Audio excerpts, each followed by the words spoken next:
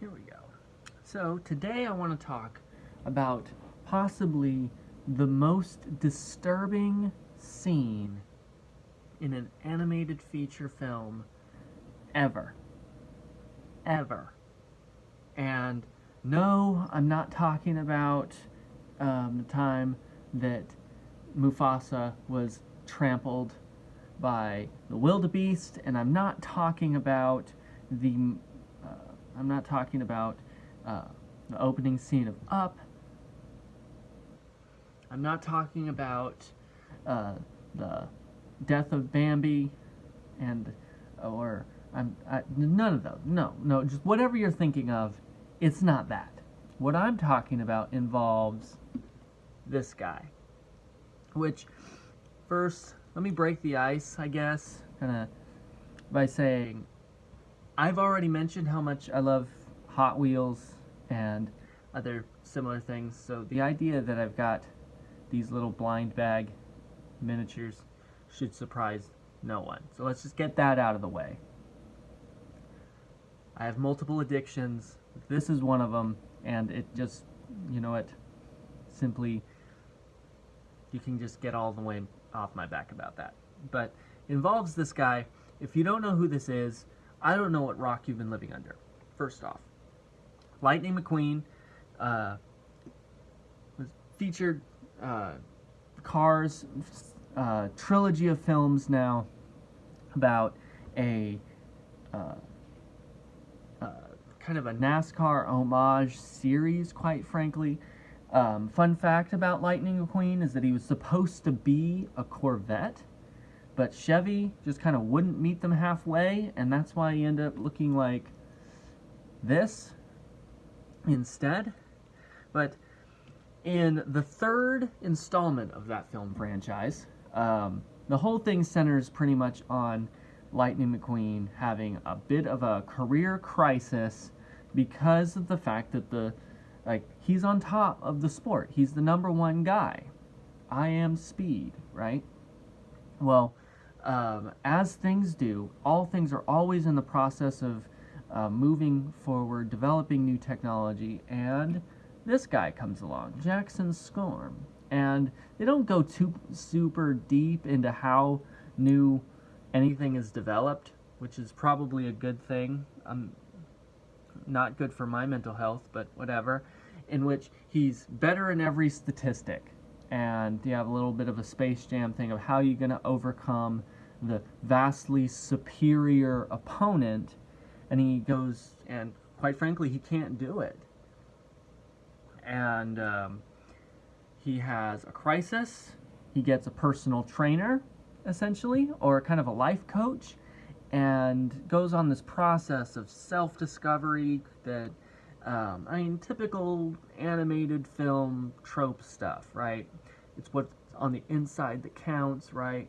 Well, in the process of him having that kind of second act, self-reflective journey, he goes to a place called Thunder Hollow, which is an homage to the local kind of dirt tracks all over this country that feature just local kind of guys, and it's a figure-8 track, dirt track, where they get caught up in the middle of a unexpected, I guess they didn't know what was coming, maybe, it doesn't really explain why they were so caught off guard, but in a demolition derby, which if you've never been to a demolition derby, I don't know where you've been living. Living under a rock somewhere, missing out on cars, and not going to demolition derbies. But they're a blast. They're a lot of fun. You get to watch, and you have the smell of the gasoline, and the crashing, and the everything that makes automotive sports good, with added safety of that no one's going to get hurt. You don't have to worry about it pile up at 200 miles an hour. So it's blast. And as I'm watching it, I've probably seen the movie 3 or 4 times.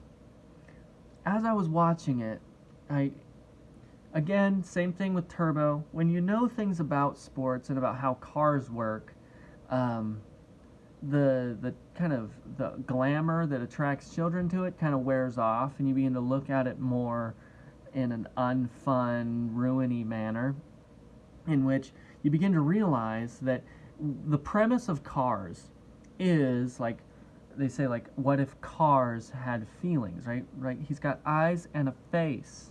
And so if he's a living being, like with a demolition derby, you have a human being that sits inside the vehicle, right? And he can smash it all to pieces as much as he wants, no big deal, because at the end of the race, he gets out. The entire exterior of the car is sacrificial. It's expendable. However, with these, they are the car. So as they are beating each other up, like you can see the dents and things that are all over them, right? Like you can kind of see what's going on there. Well, as they're banging on each other, like that's their physical bodies and colliding with one another. That's more like football, maybe UFC corollary than it is to what we consider like a demolition derby. Which means at the end, when a normal demolition derby is last man standing, the last car that's able to run, they're the winner, right? Well, at the end of it, Lightning McQueen in brown face, he had mud all over him, brown face, receives the trophy because he doesn't get a scratch on him, right? Of course he doesn't, because he's the hero. Doesn't get a mark on him throughout the whole thing. All the other vehicles, an ambulance, which I have downstairs, school bus, like all these things, they're just smashing the heck out of each other, demolishing each other to bits. Pieces are flying off.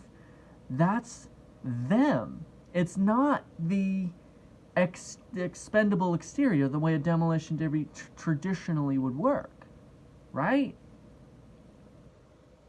Which is why, title of this video, the Cars 3 Death Cult. They were trying to kill not just each other, but themselves. Which I have a little bit of experience. We used to fight in high school. We used to have actual fights with each other. Because we had a lot of issues with each other.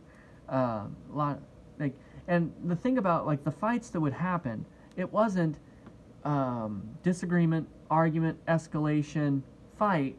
It was that we would arrive on a specific day of the week when we had extra time before school starts, and we would specifically arrive together with the intention of that we're just going to fight each other. And we would do other stupid things too. Guy set himself on fire with gasoline, and like there was a lot of dumb stuff that we did. But it's not because we wanted to hurt each other. It's because we wanted to hurt ourselves, but that was just a way to express that. And I think that that's kind of the corollary to what's happening here in Cars 3 at Thunder Hollow, is you've got all these, they're all older fashioned models. None of them are as clean and slick and rounded off the way Lightning McQueen is. They're all box Chevy type, like Thunderbird looking, old fashioned ambulances. Like they're clearly beyond whatever their career had happened to have been before. They don't serve in that way anymore. They're all old, retired, broken down, right?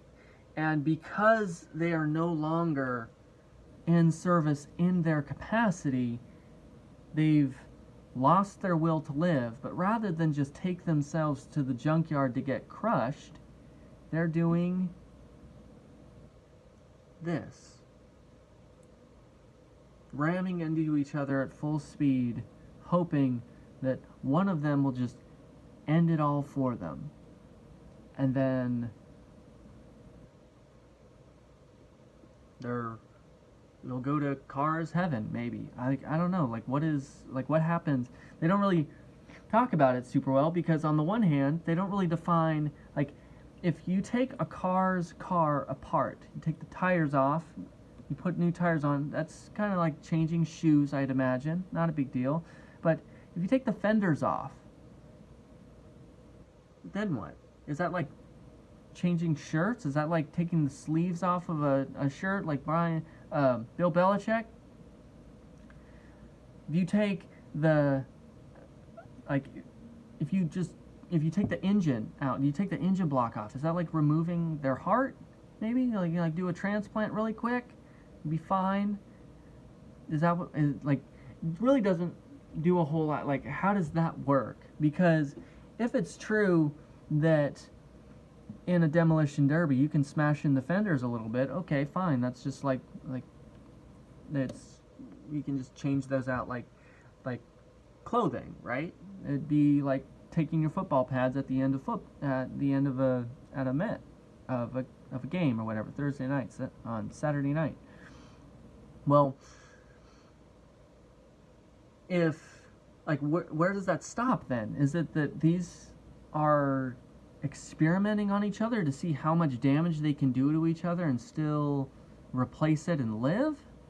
Like, it gets kind of creepy, is what I'm saying.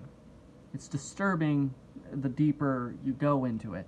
But they also kind of deal with that in Cars 2 with the microwave emitter or whatever it was with the gasoline that caused the engines to explode. Are those cars dead now? Like, it's not uncommon in NASCAR, for instance, for somebody to blow an engine, which is what it's called the Piston Cup in Cars, but it's NASCAR. It's the homage to the old Winston Cup. So it's not uncommon for cars to blow engines, oil filters, rear end assemblies, any of those kind of things. Does that mean, or oil coolers, does that mean that they're dead at that point? Like, I mean, imagine they couldn't possibly have an entire season-long series at that rate. So they must be able to interchange the parts somehow to make them functional, right? So how many parts can you change out of one car before it's not the same car anymore? And does, like, every NASCAR team, when they go to a racetrack, they've got backup cars in the trailer. And if you go to a backup car, you got to go to the back of the field. That's the rules. But does that mean there's 2 Lightning McQueens in the back trailer of Mac somewhere? Or is, like, he the only one that they got? Like, how does it work? That's what I'm getting at. How does it work? And if it's true that, no, you can't, because they show the inside of Mac several times. Lightning's the only one that's in there. They don't show any, like, additional or replacement parts either, because I think they're going with more of the biological model for it. Then that would indicate, to me at least, that death is death for these guys. And so at the end of those demolition derbies, when all the other cars are crashed out, Lightning McQueen's the only one without a scratch on him,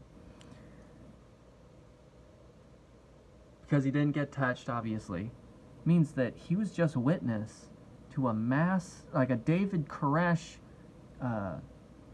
level mass suicide of other cars' beings.